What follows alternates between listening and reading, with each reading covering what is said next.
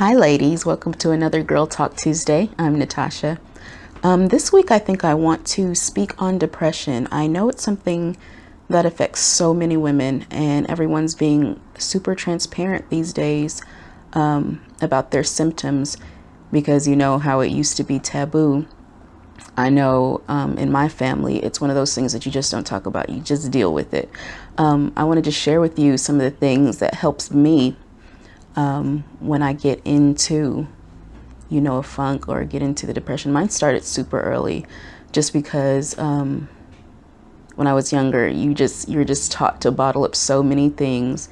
You're a woman, you're not supposed to. And me being the oldest, I got the brunt of pretty much everything. So I want to share with you a few things that helped me, get through my times. Let's get started. Number one, you have to get out of your head. You just have to get out of your head.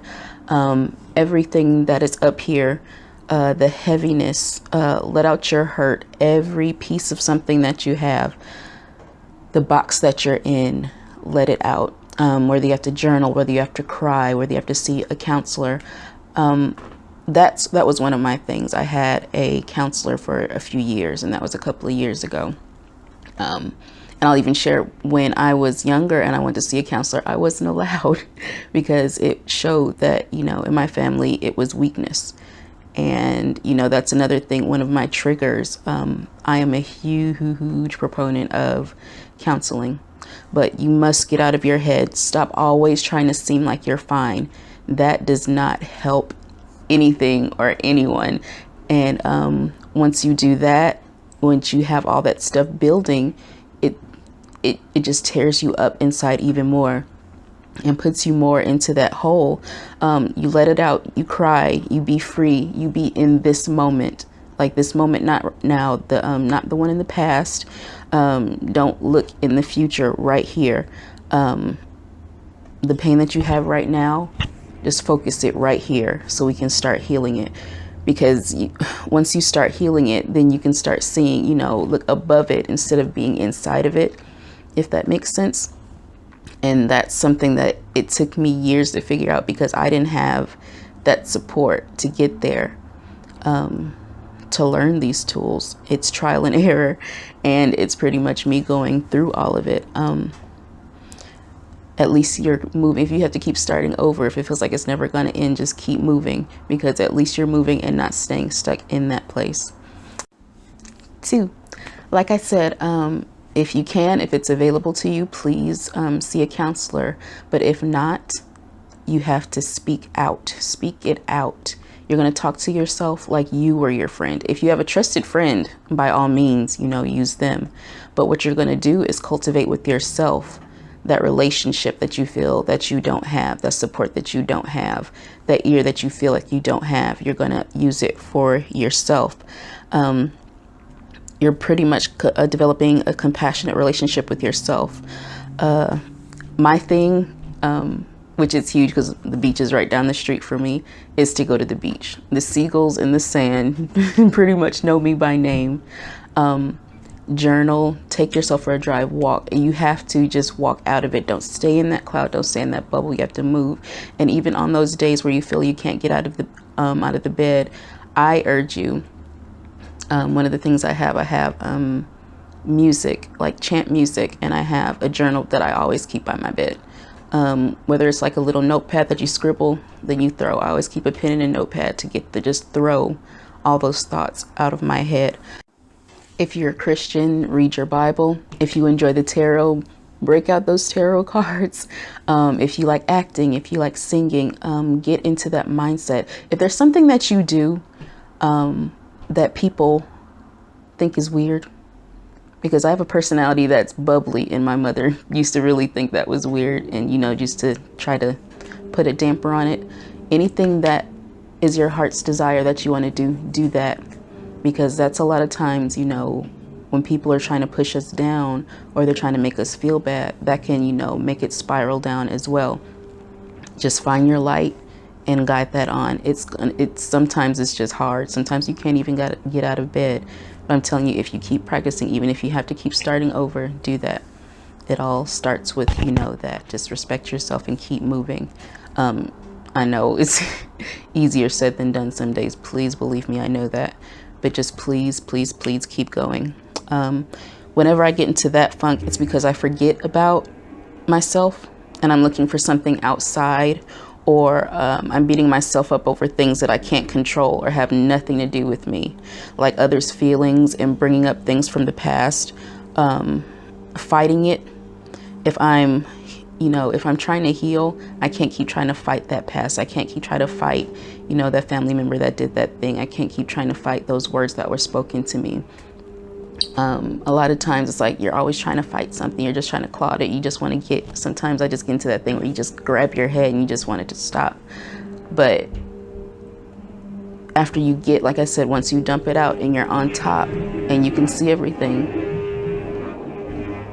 I guess my neighbor wants to vacuum now. How nice. But once you get on top, you can see and respect yourself and respect your feelings. Give yourself grace. Just please give yourself grace. That's what this is all about. Don't make any rash decisions. Just please find it in yourself to give yourself that grace. Once you get to that place where you're actually on top and you can see how you're feeling, you're seeing what your triggers were. Remember that argument. If you were just fine and it just seemed like it was sudden, it's probably something from the past or something that that you're trying to hide. Go back to where it began. What did you eat? What did you wear? Who hurt you? What argument did you have? Are you beating yourself up? Are you trying to take on other people's assumptions of you, their expectations of you? That was my thing too. Always trying to be perfect. Nobody is perfect. Please believe that.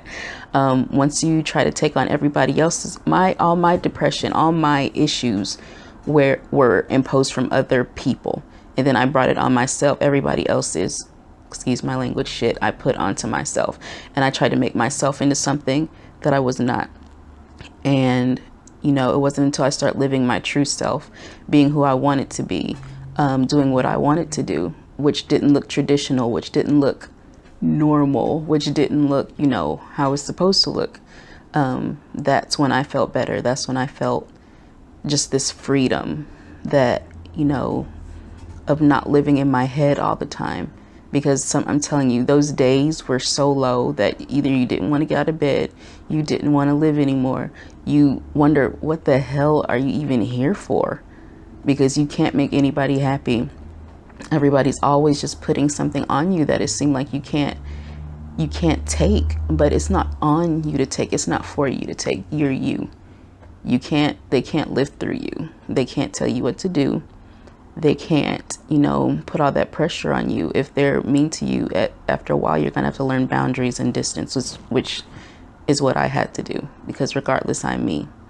If you think I'm weird, if you think I'm bougie, if you think, I'm not black enough, which another thing I got a lot. You have to be yourself, which I still don't understand that part. You still have to be yourself. You still have to live with yourself no matter where you go. You can't keep running away. You have to learn yourself. You can move all across the world, but you still have the same up here. And until you heal this, nothing will matter. So my advice to you is just to be compassionate with yourself. Don't mind me looking down. I just have my notes because I just had so many things that I wanted to say. But don't beat yourself up. Don't constantly replay scenarios. They'll come in your head, but if you learn to acknowledge them and let them pass, it'll be so much better. Don't fight them. I know I have a tendency to be, I wish I said this, I wish I did this. That's fine. You might even want to do it for like a minute to, satisfy that craving. But once you live there and you're in that spiral, no, don't do it. That's another thing for counseling. Even for a good friend, if you have somebody that you just trust with all your might, they won't say anything negative. They'll call you on your crap. Talk to them. That's what they're here for. That's the kind of friend I am, because I know how it is to live in your head, how it feels like nobody understands you. It doesn't matter what I say. It felt like nobody understood me. And if you have a friend like that can that you can come to, that you can speak to, and, you know, bounce off. That's a treasure, because not everyone can have that. So please utilize that. That, counseling, journaling, walking, getting out of the cloud. What I do a lot too is smudging my bedroom. Once I know I've had an episode, I go to my bedroom and I smudge that area just to clean it, because I don't want to walk back into anything that I've left. Because once I come from the beach, I'm grounded, I'm happy.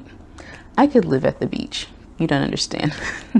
But yeah, just know that you're not by yourself. I'm going to post below, if you still feel bad, if you still feel wrong, I'm going to post below the suicide hotline. But yeah, if you have any other tips for anybody else that might be watching this, post those below too, because I'm all for everyone helping. You know, all of us can link arms and help everybody. Not everybody's will work for people, but the people that need to see what they need to see from you will see it. But I just wanted to give some of my tips and some of my encouragement. Just keep on going, please. Take it out of your head. Don't live there. Do not live there. That's where everything begins. And once you can just get out of your head and look down on it, you can start to heal. That is the best thing. But thank you for joining me for Girl Talk Tuesday, and I will see you later. Bye.